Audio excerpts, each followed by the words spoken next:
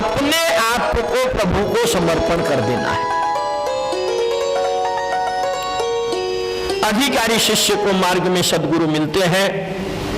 सद्गुरु और ईश्वर तत्व एक ही है। परमात्मा और सद्गुरु दोनों व्यापक हैं। सर्वव्यापी को खोजने की नहीं, पहचानने की आवश्यकता है। बालक को साष्टांग दंडवत प्रणाम करते हुए देखा। नारद जी ने उसे अपनी गोद में उठा लिया, सिर पर हाथ फेरने लगे। महापुरुष का हाथ जब सिर पर फेरने लगता है तो मन के शरीर सभी प्रकार के पाप और डर जल जाते हैं। जैसे ही नारद जी ने हाथ फिराया सिर के ऊपर, तो ध्रुव जी को लगा कि मेरी मां ही मेरे सिर पर हाथ फिरा रही है। थोड़ी देर पहले डर रहे थे, घर में तो मेरी मां मेरी रक्षा करती थी, मुझे बेटा कहकर के बुलाती थी, अब इस वन में मेरा क्या होगा।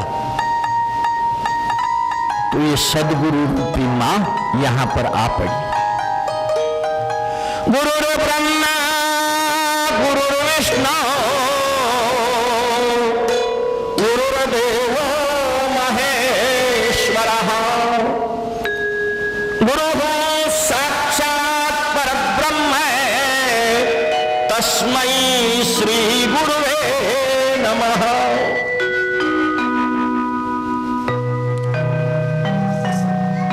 सद्गुरु ब्रह्मा है।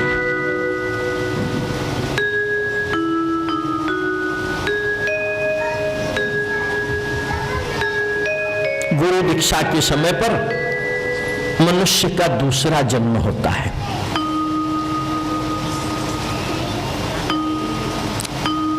गुरु का काम थोड़ा सा उल्टा है। पहले मारते हैं। शंकर जी बन के आते हैं, पहले मारते हैं। मतलब क्या करते हैं? जो संस्कार संसार के हमको मिले हुए हैं उनको नष्ट करते हैं।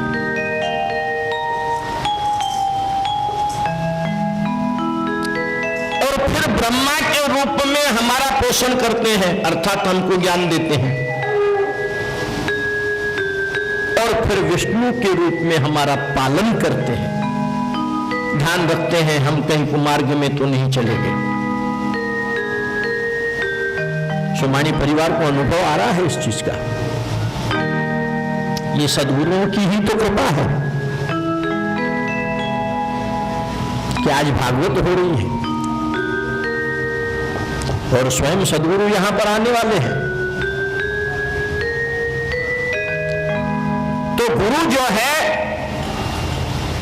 ये माता से भी बढ़कर पुत्र के ऊपर प्रेम करता है।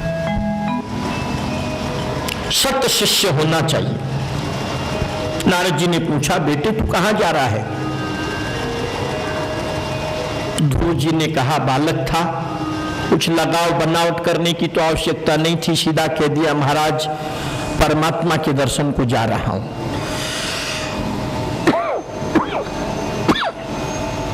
ध्रुव जी की बात सुनकर नारद जी ने परीक्षा लेनी चाहिए, क्योंकि गुरु ऐसे ही थोड़ी किसी को शिष्य बना लेता है। परीक्षा लेने के बाद ही शिष्य को उपदेश देते हैं। नारद जी ने उससे कहा, अरे अभी तो तू छोटा बच्चा है, ये तेरी खेलने कूदने की उम्र है, प्रभु का जप करने का नहीं। भगवान तो यत प्रसाद सैव पुंसा दुराराध्यो मतुर ममः। मेरा विचार यह है कि साधारण पुरुषों के लिए ईश्वर को प्रसन्न करना बड़ा कठिन कार्य है। तू तो अभी बालक है। तू जिनकी कृपा की इच्छा करता है वो तो दुराध्य है। बड़े बड़े ऋषि कई जन्मों तक ईश्वर की आराधना करते हैं, फिर भी उन्हें नहीं मिल पाते। भगवान का मार्ग ढूंढते तो हैं किंतु जान नहीं पाते। तू बड़ा होकर के पहले हर प्रकार के सुखों का उपभोग कर, वृद्धावस्था में निवृत्ति मिलने पर वन में आ जाना।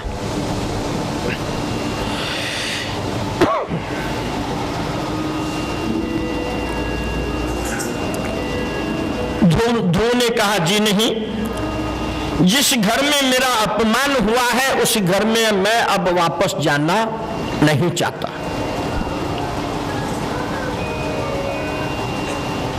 ध्रुव का अटल निश्चय देख करके नारद जी ने कहा, धर्मार्थ काम मोक्षाख्यम यह इच्छे आत्मन एकमेव हरेश तत्र कारणम पाद सेवनम।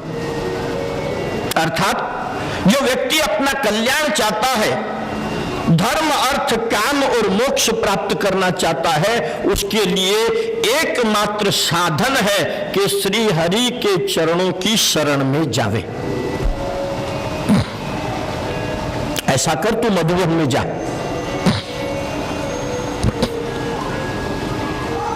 वृंदावन के अंदर ये मधुवन है, जहां ध्रुव जी को नारायण के दर्शन हुए थे। यमुना कृपालु है, यमुना महारानी कृपा करेगी, तुझे परमात्मा से मिलाएगी।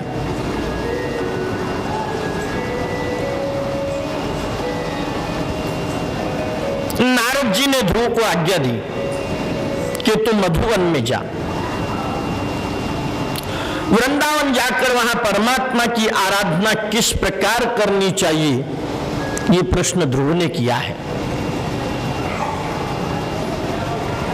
तब नारद जी ने कहा, ध्यान करने से पहले मानसी सेवा करना। चतुर्भुज नारायण की मानसी सेवा करना, उस समय मन की धारा नहीं टूट जाए, इसका ख्याल रखना। ईश्वर में मन सतत संलग्न करना, मानसी सेवा करना और ध्यान करना। बीज मंत्र है, इन 12 अक्षरों से ये पूरा भागवत निर्माण हुआ है। ओम नमो भगवते वासुदेवाय।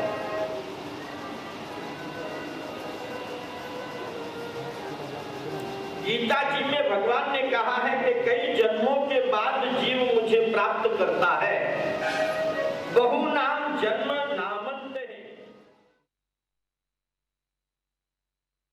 क्षय के लिए योगियों ज्ञानियों को 3 जन्म तो लेने ही पड़ते हैं, किंतु भागवत में वर्णित ध्रुव चरित्र में कहा गया है कि जप करने से 6 महीने में ही भगवान प्रसन्न हो जाते हैं।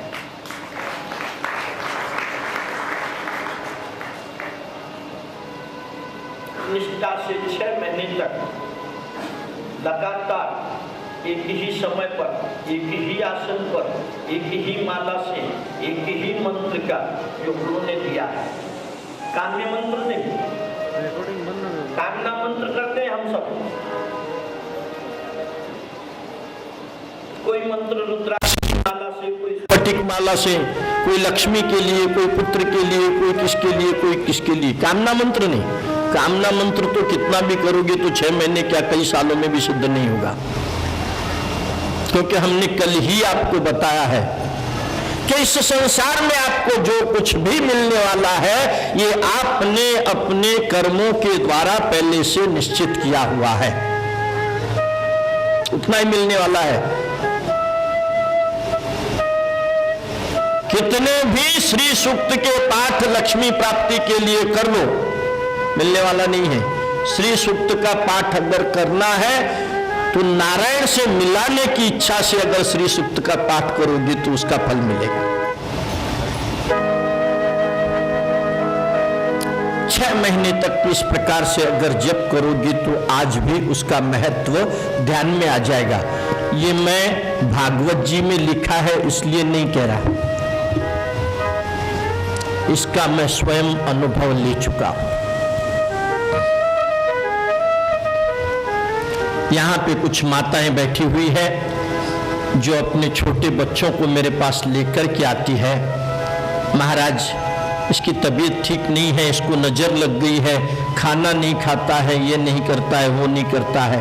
मैं कुछ नहीं करता, मात्र वो माला उनके सिर पे रख देता हूँ और जिस मंत्र से उस माला से जाप करता हूँ उसी का जप करता हूँ और 3 दिन में वो बालक ठीक हो जाते हैं।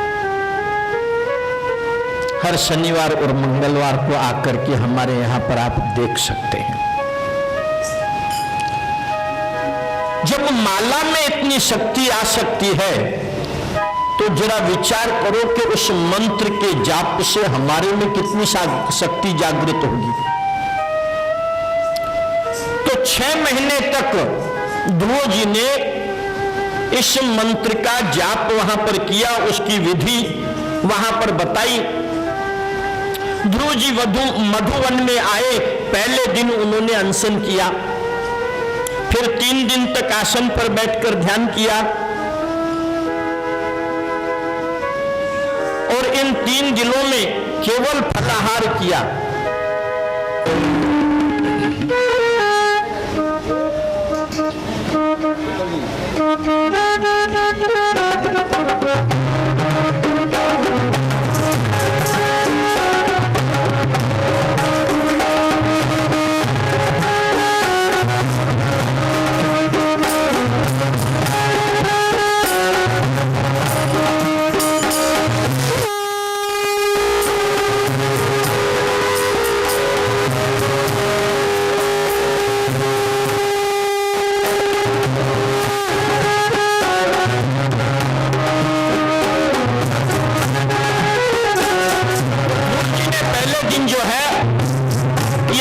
रखा, 3 दिन तक मात्र फलाहार किया।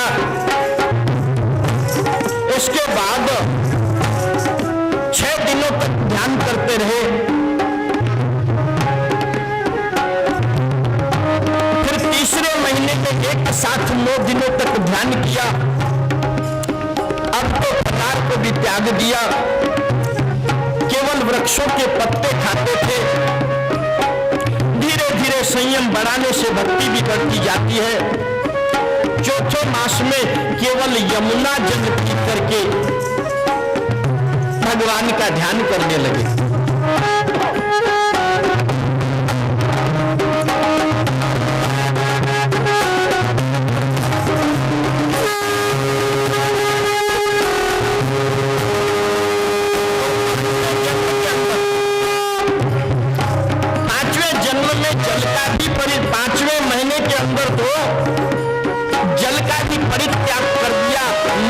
श्वास के ऊपर भगवान का जप करने लगे।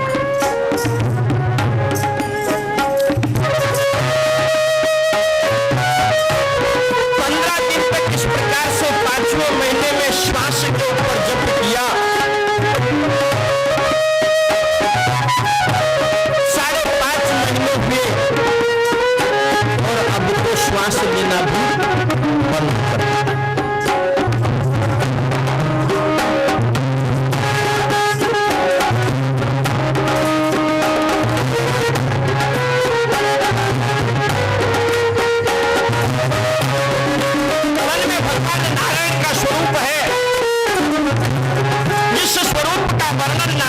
किया था उस स्वरूप को मन में रखकर एक पांव के ऊपर खड़े होकर के ध्रुव जी दोनों हाथों को ऊपर उठाकर भगवान का ध्यान कर रहे हैं। ध्रुव जी ने सांस लेना बंद किया, त्रिलोकी के श्वास बंद हो गए। सभी देवताओं के श्वास बंद हो गए। पृथ्वी पर जितने जलचर वायुचर नभचर जितने थे उन सबके श्वास बंद हो गए। देवता घबराए, ब्रह्मा जी के पास में गए। ब्रह्मा जी नारायण लोक में गए। भगवान नारायण से कहा, महाराज बालक ध्रुव दर्शन के लिए 6 महीने से तपस्या कर रहा है, 15 दिन हो गए वह श्वास नहीं ले रहा है। संपूर्ण त्रैलोकी का श्वास कुंठित हो गया है। भगवान नारायण ब्रह्मा जी से कहते हैं, महाराज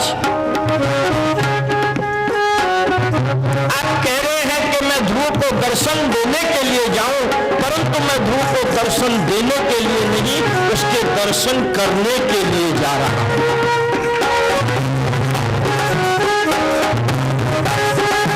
लीला सबसे न्यारी न्यारी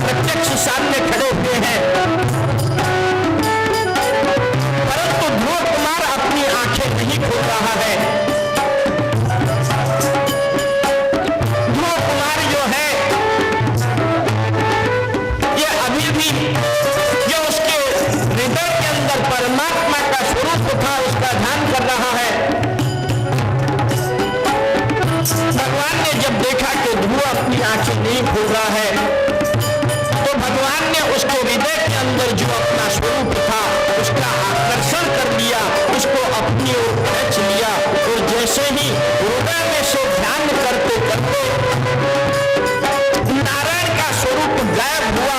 ध्रुव छटपटा उठा, एकदम से आंखें खुली, वो सामने साक्षात श्री नारायण खड़े हुए थे। बोल श्री लक्ष्मी नारायण भगवान।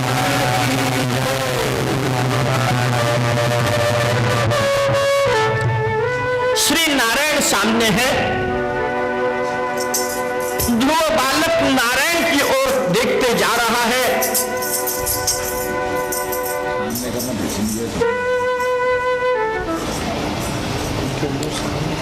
परंतु छोटा सा 5 साल का बालक है, इसलिए कुछ बोल नहीं पा रहा है।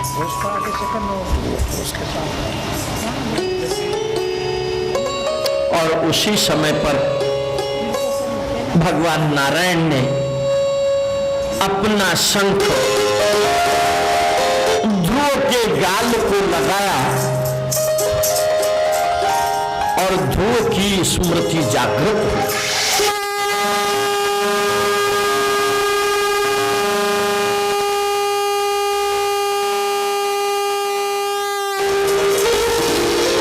और उस समय पर ध्रुव भगवान की प्रार्थना करता है, यो अंत प्रविश्य मम वाचमिमां प्रसुप्तां संजीवयत अखिल शक्तिधर स्वधाम्ना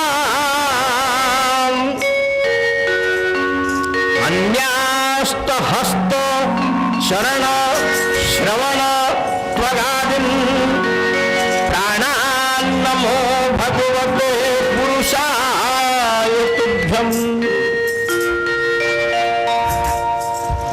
ध्रुव जी प्रार्थना कर रहे हैं, यो अंत प्रविश्यमान,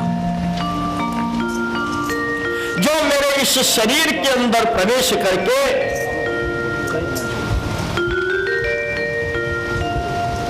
मेरी सोई हुई जिह्वा को, क्योंकि पंच महाभूत का यह शरीर है, इसका संचालन पंच महाभूतों से नहीं हो सकता है। इस शरीर में तो परमात्मा आत्मा रूप से जब आकर के निवास करते हैं तब ही इस शरीर का संचालन करता है।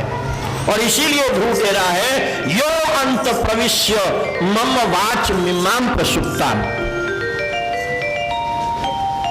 जो मेरे शरीर के अंदर प्रवेश करके मेरी सोई हुई वाचा को चालना देता है। संजीवयत अखिल शक्तिधर स्वधाम्ना,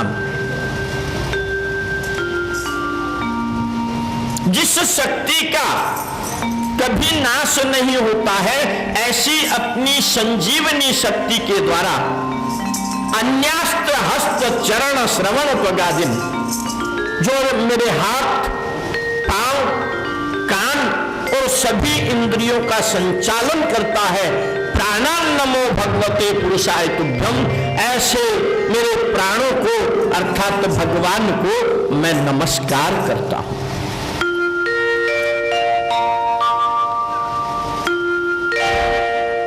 भगवान प्रसन्न हुए, ध्रुव से कहा, ध्रुव बोल तू क्या मांगना चाहता है?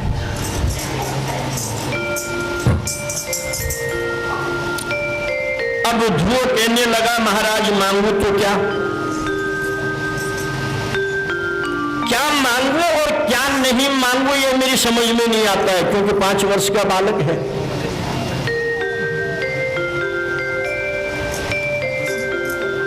ध्रुव कहता है, महाराज आपको जो अच्छा लगे वो दे दीजिए।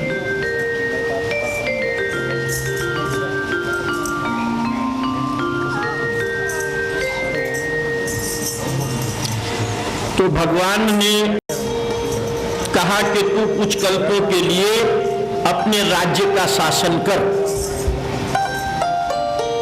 कुछ कल्पों के लिए, कुछ वर्षों के लिए नहीं, कुछ युगों के लिए भी नहीं। एक कल्प में कई चतुर्युगी होती है। कुछ कल्पों के लिए तू अपने पिता के राज्य का राज्य कर, इसके पश्चात मैं तुझे अपने धाम में ले चलूंगा। ध्रुव जी ने आशंका व्यक्त की कि महाराज,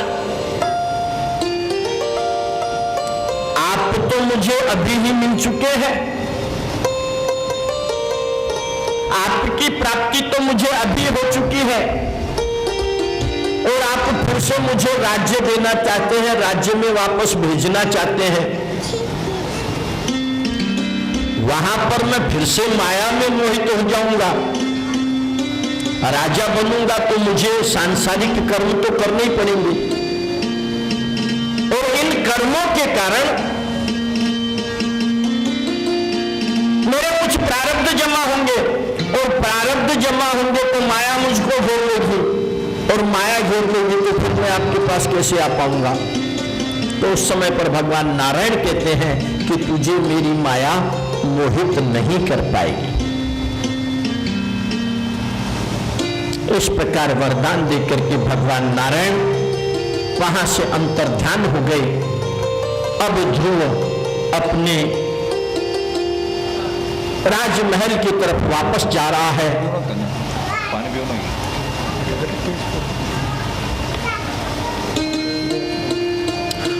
ध्रुव परमात्मा के दर्शन करके आया है।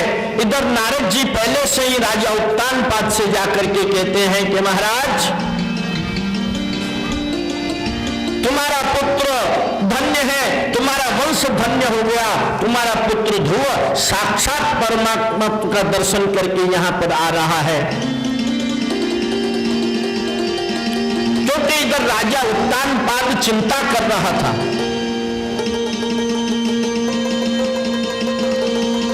कि न जाने मेरा ध्रुव वहां वन में कैसा होगा।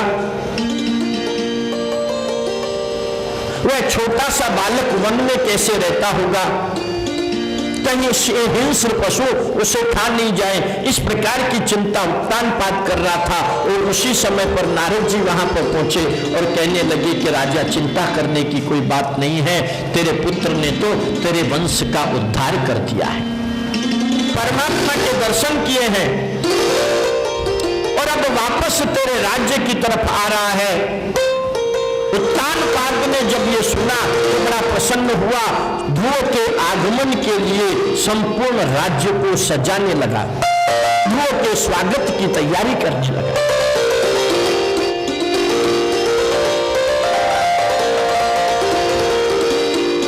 जिसे परमात्मा अपना बनाते हैं उसको संसार भी अपना मान लेता है। परमात्मा जिस पर कृपा करते हैं उसे सभी लोग अपना बना लेते हैं, अपना मानते हैं।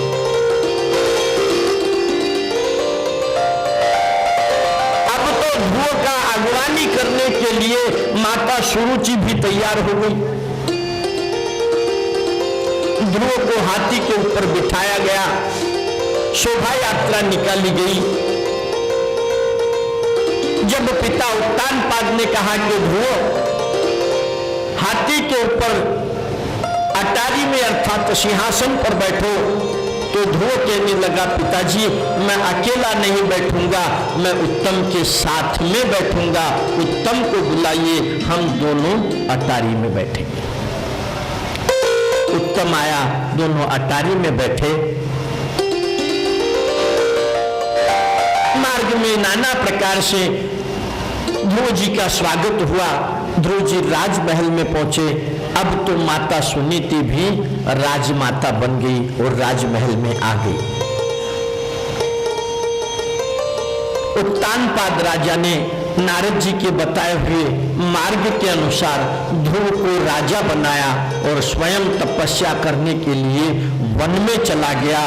ध्रुव जी ने किस प्रकार से अपने राज्य को संभाला, इसकी कथा कल सुबह ठीक 9 बजे हम प्रारंभ करेंगे। तब तक के लिए इस कथा को हम यहीं पर विराम देते हैं। हरे राम राम राम हरे हरे,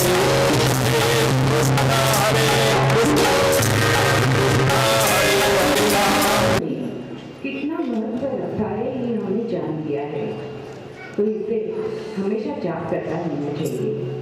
हमें विश्वास है कि आप अभी तक जो कथा हमने सुनी और आज की इतनी सुंदर झांकी हमने दी, सत्कार स्वीकार करने के लिए वे कृपया सत्कार स्वीकार करें।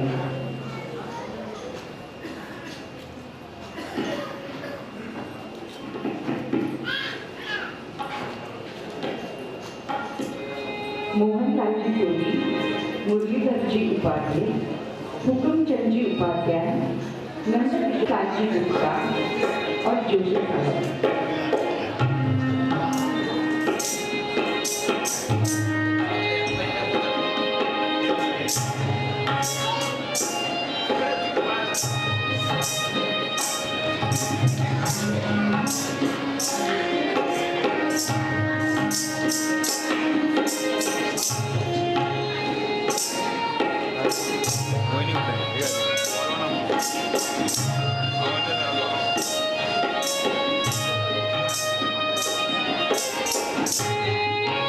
सभी मेहमानों को ये विनती है कि आरती के लिए उन्हें अपने जिम्मेदारी के साथ यहाँ आना है। मैं टोली परिवार को भी आरती के लिए आमंत्रित करना चाहती हूँ। होने के बाद कृपया यहाँ जमा कीजिए।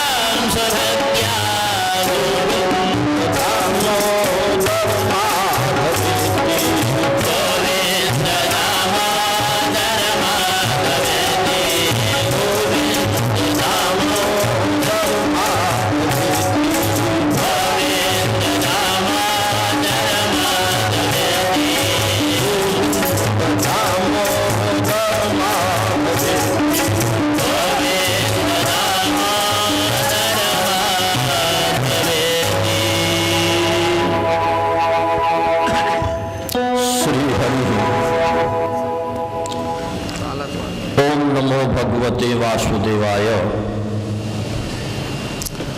वंशी विभूषित करान नवनीर धातात पीतांबरा अरुण बिंब फलाधरोष्ट्रात् पूर्णेन्दु सुंदर मुखाधरविंद नेत्रा कृष्णात् परं किमपि तत्त्वमहं न जाने। कृष्ण त्वदीय पद पंकज पजरान्ते अद्येव मे विशतु मानस राजहंस।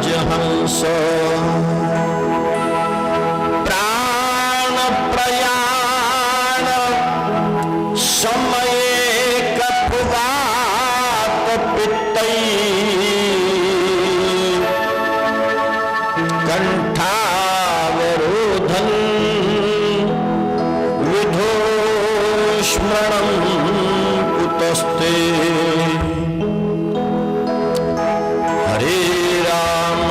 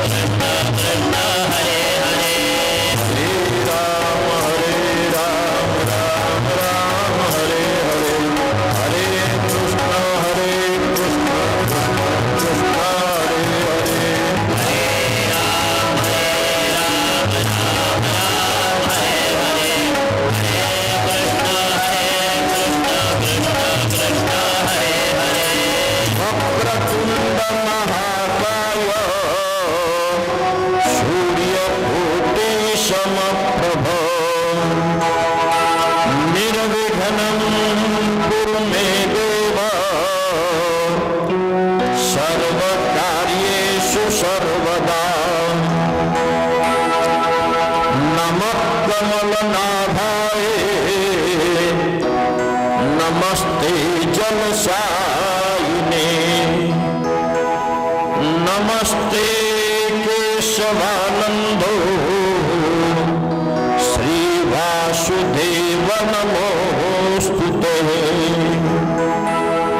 सच्चिदानंद रूपाय विश्वोत्पत्त्यादि हेतवे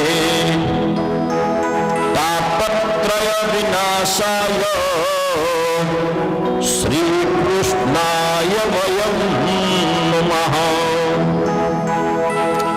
वासनात् वासुदेवस्य वासितं भुवनत्रयम् सर्वभूतनिवासोऽसि श्री वासुदेव नमोस्तुते यं प्रभजन्तमनुपेतमपेतकृत्य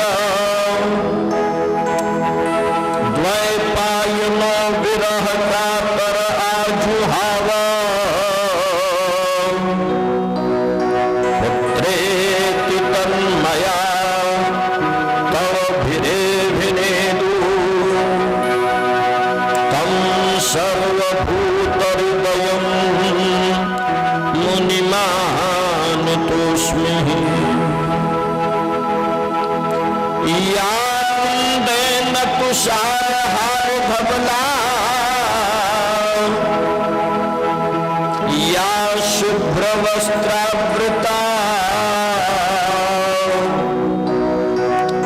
या वीणावरदण्डमण्डितकरा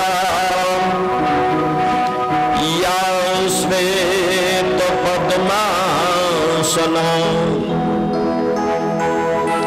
या ब्रह्माच्युतशङ्कर प्रवर्तिभिर्दैवे सदा वन्दिता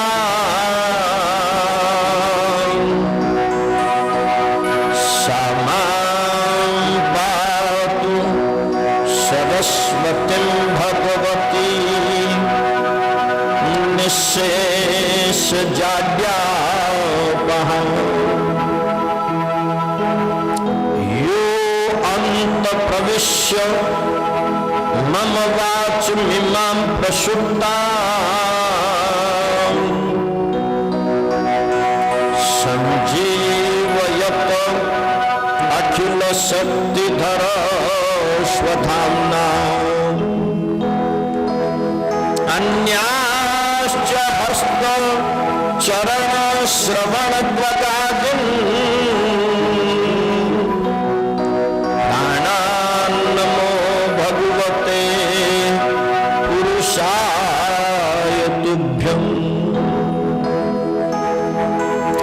गुरुर्ब्रह्मा गुरुर्विष्णु गुरुर्देवो महेश्वरः गुरुः साक्षात् परब्रह्म तस्मै श्री गुरुवे नमः। बोलिए श्री बालकृष्ण लाल की जय। श्री गणेशाय नमः। श्रीमते रामानुजाय नमः। श्री सद्गुरुभ्यो नमः। श्री सरस्वत्यै नमः। नमः पार्वती पतये हर हर महादेव। जय जय श्री राधे। जय जय श्री राधे। जय जय श्री राधे।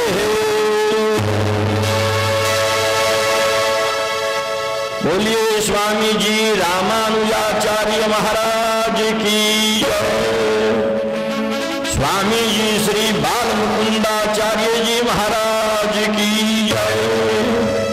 स्वामी जी श्री वीर राघवाचार्य जी महाराज की जय। स्वामी जी श्री श्रीधराचार्य जी महाराज की जय। स्वामी जी श्री घनश्यामाचार्य जी महाराज की जय। स्वामी जी श्री भूदेवाचार्य जी महाराज की जय। जय जय श्री यतिराज फणिराज अवतार मणि प्रबल पाखंड न तुम्हें हरण भाव। विजयी भव विजयी भव विजयी भव।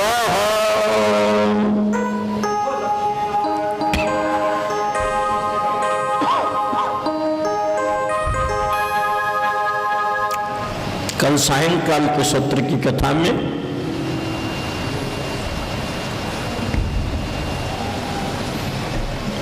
हमने ध्रुव चरित्र देखा।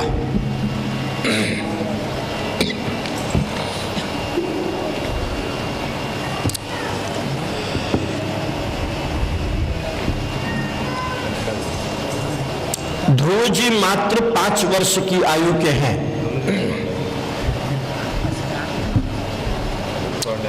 और भागवत में सबसे पहले ध्रुव चरित्र आता है।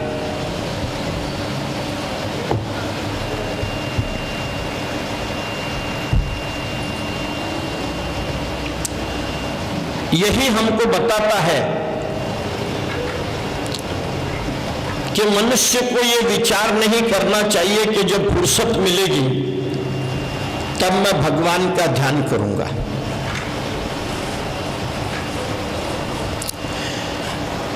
जब मैं रिटायर्ड हो जाऊंगा या बूढ़ा हो जाऊंगा तब मैं भगवान का ध्यान करूंगा, ऐसा मत सोचिए।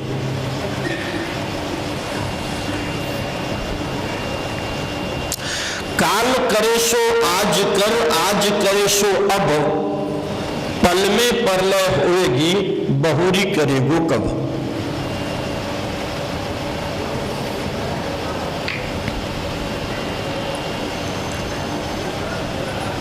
यहां जो आप कथा सुन रहे हैं ये सुखदेव जी ने राजा परीक्षित को सुनाई थी।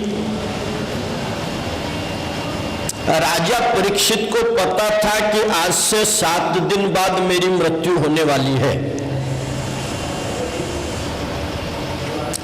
हम सबकी भी 7 ही दिनों में मृत्यु होगी। 7 दिन है, रविवार, सोमवार, मंगलवार, बुधवार, गुरुवार, शुक्रवार और शनिवार। परंतु हमको ये पता नहीं है कि इन 7 दिनों में से कौन से वार को होगी।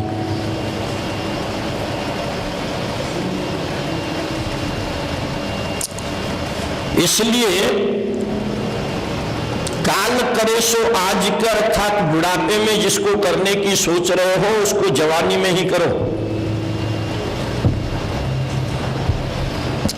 आज करे सो अब, अर्थात जवानी में जिसको करना है उसको बचपन से ही शुरू कर दो। पल में परलय होगी। पल का भरोसा नहीं है, कौन से पल हमारी मृत्यु आएगी। और एक बार मृत्यु आ गई तो बहुरी करे वो कब, फिर क्या कर सकता है, कुछ नहीं कर सकता। और इसीलिए भागवत में सर्वप्रथम बालक ध्रुव की कथा आई है। कहने का तात्पर्य यह है कि बालपने से ही, बचपन से ही भगवान के नाम का ध्यान, कीर्तन, भजन करना चाहिए। और यही कारण है कि ध्रुव चरित्र के अंदर सर्वप्रथम बाल संस्कार की बात बताई गई है।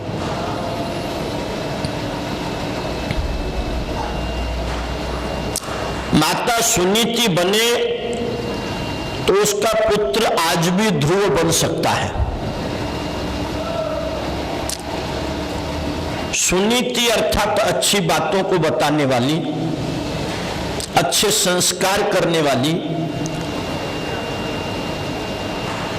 बड़ों का आदर करना सिखाने वाली, अपनी वंश परंपरा को बताने वाली, छल कपट चोरी आदि से अपने बच्चे को दूर रखने वाली ऐसी माता सुनीति माता है।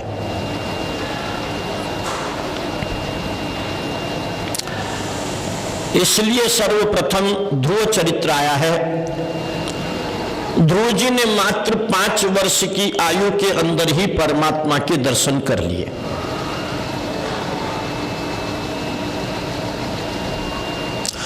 और दर्शन करके वापस जब आए तो जिस सुरुचि माता ने ध्रुव का और उसकी माता का अनादर किया था, वह सुरुचि माता भी अब तो ध्रुव का स्वागत कर रही है।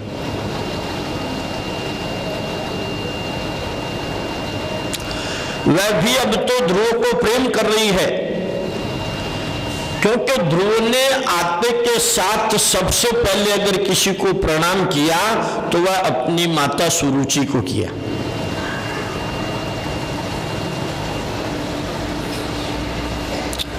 किस लिए किया ध्रुव ने ये प्रणाम? उसका कारण यह है कि अगर सुरुचि ऐसा नहीं कहती तो वन में जाता नहीं और भगवान के दर्शन होते नहीं। दर्शन किसकी वजह से हुए? सुरुचि की वजह से। इसलिए आते सबसे पहले सुरुचि को प्रणाम किया।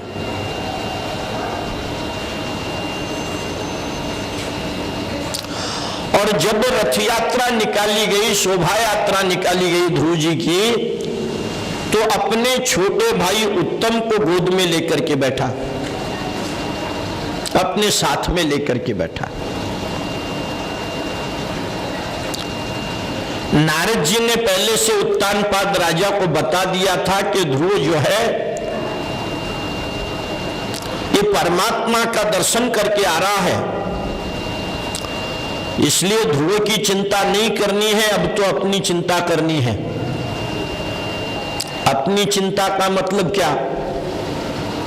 कि अब तो अपना बुढ़ापा आ गया है,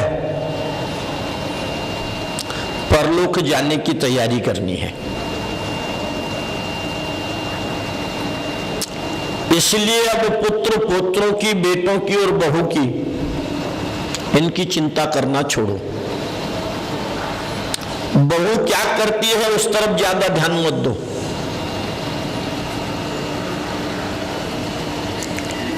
अब हमारा जीवन कैसे सुधरेगा?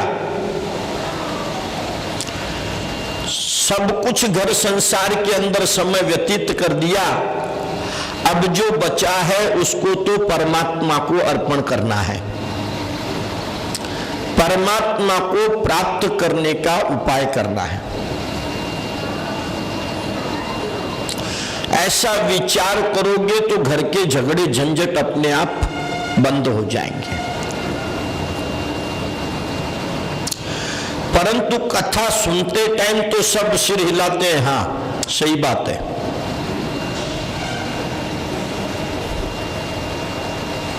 हमने परसों कहा था कि 4 स्थानों पर मनुष्य को ज्ञान की प्राप्ति होती है। एक गर्भ में, जब कई जन्मों के कर्म याद आते हैं और उन कर्मों के द्वारा कौन सी योनि में जन्म लिया था वह याद आता है, तब जीव भगवान को याद करता है। एक रोग में अर्थात जब बीमारी में होता है तब भगवान को याद करता है, बीमार होता है तब ज्ञान प्राप्त होता है। एक शमशान में अर्थात जिस बड़े से बड़े व्यक्ति को, बड़े से बड़े ताकतवर आदमी को राख होते हुए देखता है तो ज्ञान प्राप्त होता है। और कथा पुराण सुनते समय पर ज्ञान प्राप्त होता है। परंतु जैसे ही गर्भ से बाहर हो जाता है, बीमारी से ठीक हो जाता है, शमशान से बाहर निकलता है और कथा की आरती होने से पहले ही भागने लगता है। आरती के लिए भी कई लोग तो नहीं रुकते सायंकाल को।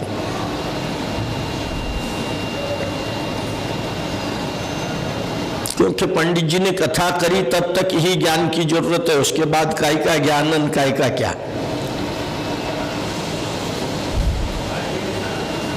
इसलिए कथा सुनने का फायदा तभी है कि जब कथा जो सुनी है उसके ऊपर चिंतन किया जाए, मनन किया जाए और उसके बाद उसको अपने जीवन में उतारा जाए।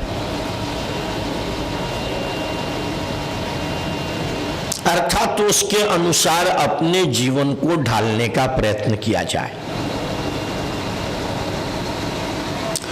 अब उत्तानपाद ने जब ये देखा कि मेरी वृद्धावस्था हो चुकी है और ध्रुव को संपूर्ण प्रजा प्रेम करती है, तो राजा उत्तानपाद ने ध्रुव जी को राजा बना दिया, अर्थात राज सिंहासन पर बिठा दिया। और आज सुनीति माता भी बड़ी प्रसन्न है, क्योंकि उसको आज लग रहा है कि आज ही मैंने मेरे पुत्र को सही जन्म दिया है, सही मात्रा में जन्म दिया है। पुत्रवती जुबती जग सोई, रघुबर भगत जासु सुत होई। असल में पुत्रवती स्त्री वही है कि जिसका पुत्र भगवान का भक्त हो, संस्कारों से युक्त हो, अपने बड़ों का आदर करना जाने, अपने वंश परंपरा का मान रखे, वही स्त्री पुत्रवती है। अन्यथा सुपुत्र भी हो तो वह बांझ के बराबर है।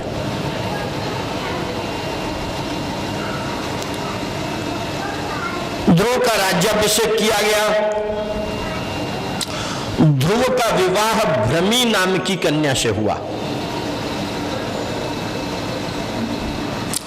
एक बार ध्रुव का छोटा भाई उत्तम शिकार खेलने के लिए वन में गया।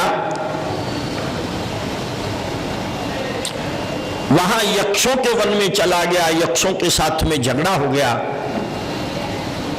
और उस झगड़े में उत्तम मारा गया।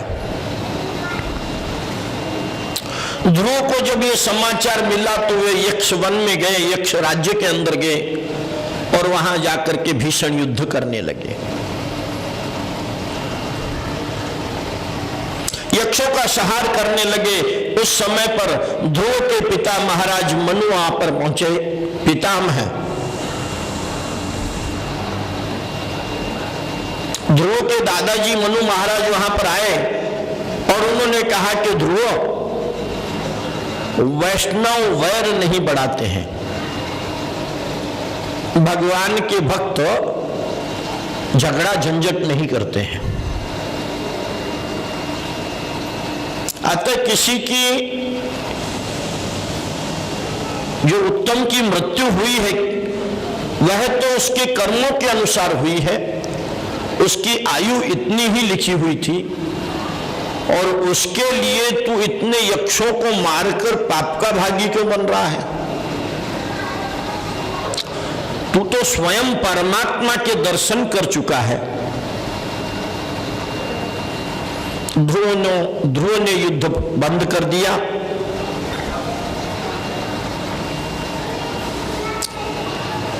अति प्रेम और अति वैराग्य दोनों का निर्वाह करना कठिन है। ज्ञानी को चाहिए कि वह अतिशय वैराग्य से रहे और वैष्णव अर्थात भक्त को चाहिए कि वह अतिशय प्रेम से रहे। अपने से बड़ों के प्रति सहनशीलता, छोटों के प्रति दया भाव, समवयस्कों के साथ में मैत्री और समस्त जीवों के साथ एक जैसा बर्ताव करने से सर्वात्मा श्री हरि प्रसन्न होते हैं।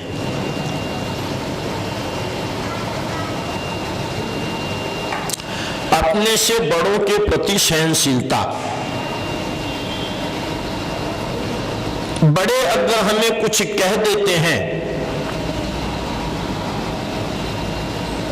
क्रोध में आकर के भी अगर कुछ कहते हैं, तो हमारे अंदर सहनशीलता होनी चाहिए, अर्थात उसको शीलता पूर्वक शांति पूर्वक सहन करना चाहिए, ये नहीं कि उसी समय पर प्रत्युत्तर देने लग जाए।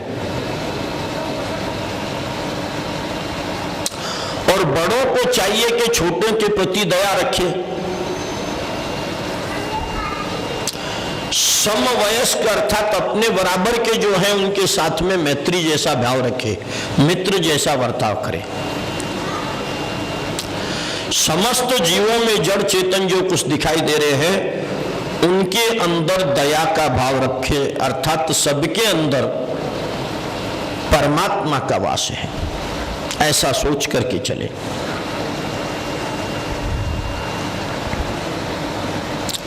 मनु महाराज के उपदेश को सुनकर ध्रुव ने संहार रोक दिया, युद्ध रोक दिया। ध्रुव जी विशाल क्षेत्र में आए।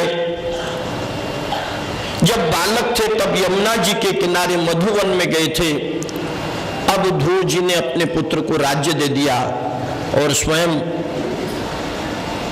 बद्री विशाल के वहां पर पहुंच गए, गंगा जी के तट पर। गंगा जी मृत्यु को सुधारती है। भागवत की कथा प्रेम से सुनने से सभी यात्राओं का फल मिलता है। गंगा के किनारे बैठ करके ध्रुव जी भजन कीर्तन करने लगे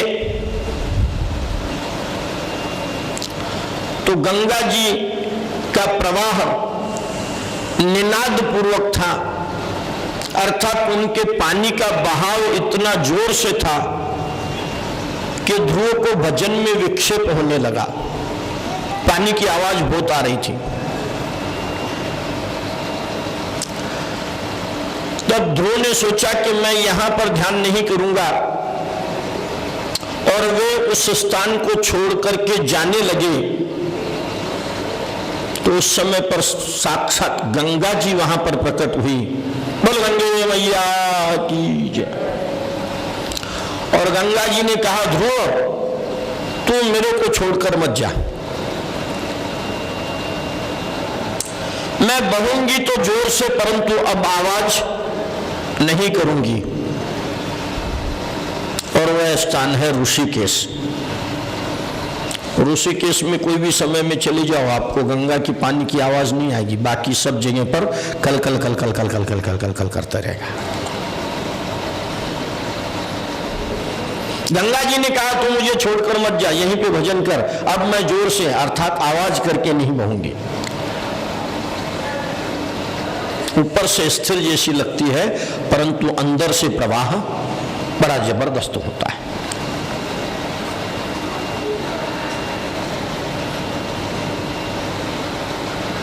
गंगा जी शांत हो गई और इस प्रकार से भगवान का ध्यान करते करते भगवान के द्वारा भेजा गया हुआ एक वैकुंठ से विमान वहां पर आया।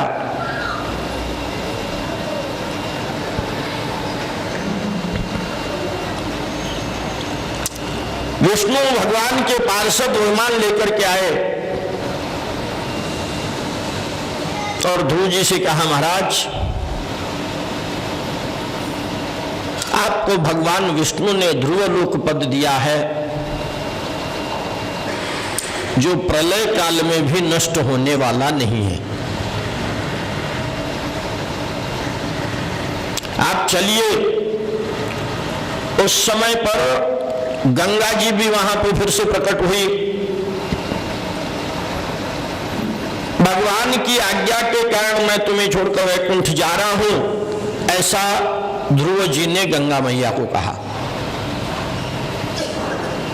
तुम्हारे तट पर जैसा आनंद मिला वैसा तो वहां वैकुंठ में कैसे मिलेगा। और यह सुनकर गंगा जी ने प्यार से कहा कि ये तो तेरा भौतिक, ये तो मेरा भौतिक स्वरूप है, वैकुंठ में तो मैं आदि भौतिक स्वरूप से रहती हूं। ध्रुव ने गंगा जी को प्रणाम किया, सभी की वंदना करके ध्रुव जी वैकुंठ गए। वे विनय की मूर्ति थे। ध्रुव जी जब विमान में चढ़ने लगे उसी समय पर मृत्यु देव वहां पर आए और अपना सिर झुका करके पायरी किसी तरह उस विमान के पास में बैठ गए। बोले, हे भक्तराज ध्रुव, मेरे सिर पर पांव रखकर फिर आप विमान में विराजिए।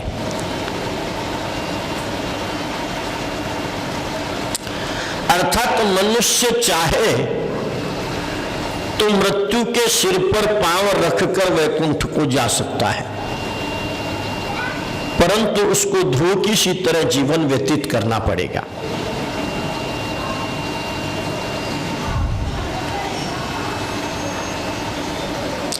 ये तो बहुत पुराना उदाहरण है। नया नया उदाहरण तो हमारे महाराष्ट्र का है।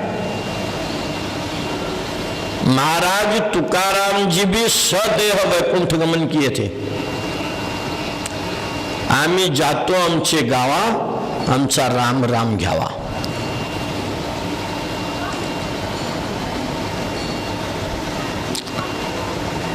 ध्रुव चरित्र की समाप्ति करते हुए मैत्रेय जी ने कहा कि नारायण सरोवर के किनारे नारद जी तप कर रहे थे, वहां प्रचेताओं का मिलन हुआ। ध्रुव जी के ही वंशज ये प्रचेता थे।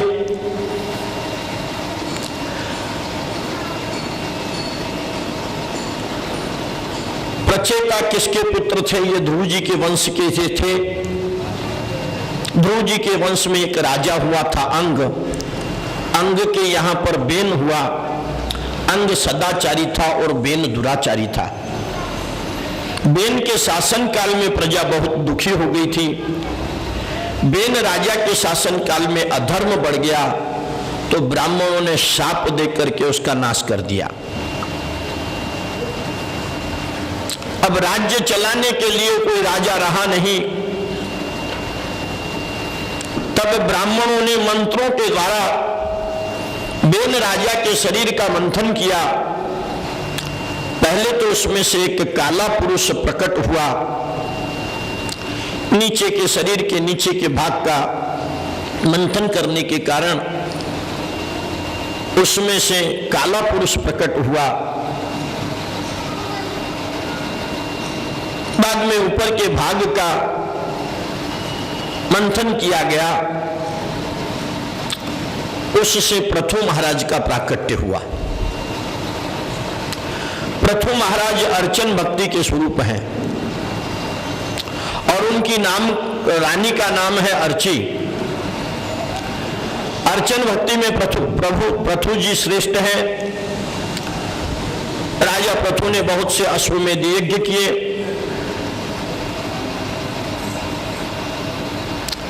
पृथु ने बहुत से अश्वमेध यज्ञ किए। इंद्र ने बाधा डालने का प्रयत्न किया।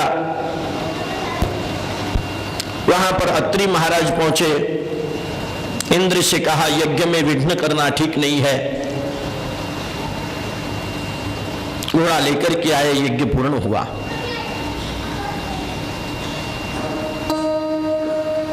पृथु राजा ने धर्मानुसार प्रजा का पालन किया। पृथ्वी में समाहित कर कई प्रकार के रसों का युक्ति पूर्वक दोहन किया। उन्होंने अपनी प्रजा को बार बार धार्मिक शिक्षा दी। वे चाहते थे कि उनकी प्रजा धर्म की मर्यादा का पालन करे। पृथु महाराज एक बार रानी अर्ची के साथ बैठे हुए सत्संग कर रहे थे। वहीं पर सनत कुमार आए। उनके सत्संग से राजा को वैराग्य उत्पन्न हुआ और वे अर्ची के साथ वन में गए। पृथु महाराज स्वर्ग में गए। सनत कुमारों ने उपदेश से उनको वनवास किया। पृथु के पश्चात उनका पुत्र विश्वाजित राजा बना। ये तीन भाई थे। एक का नाम था हरियक्ष, दूसरे का नाम था धूम्रकेश और तीसरे का नाम था व्रक। इसके पश्चात अंतर्धान के यहाँ पर हवीरधान हुआ। हवीरधान के यहाँ पे प्राचीन बरही नाम का राजा हुआ और प्राचीन बरही राजा के यहाँ पे प्रचेताओं का जन्म हुआ। प्रचेता नारायण सरोवर के किनारे आए। नारद जी ने उनको रुद्र गीता का उपदेश दिया, उससे वे भगवान शंकर को प्रसन्न करते हैं।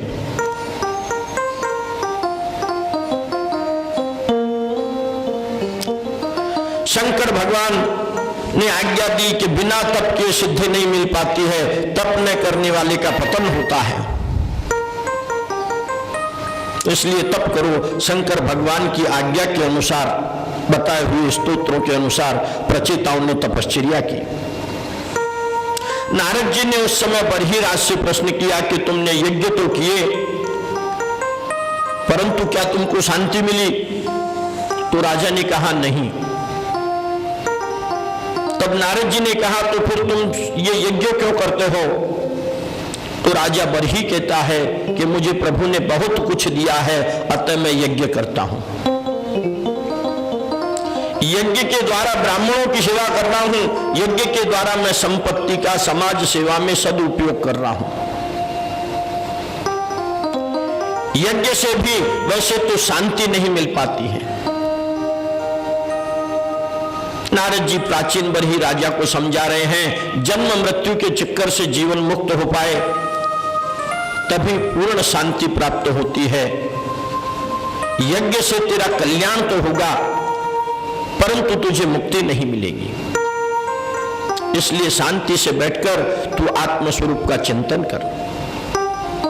तुझे अपने ही आत्मस्वरूप का ज्ञान नहीं है, अब यज्ञ करने की आवश्यकता नहीं, शांति पूर्वक ईश्वर की आराधना कर। वहां पर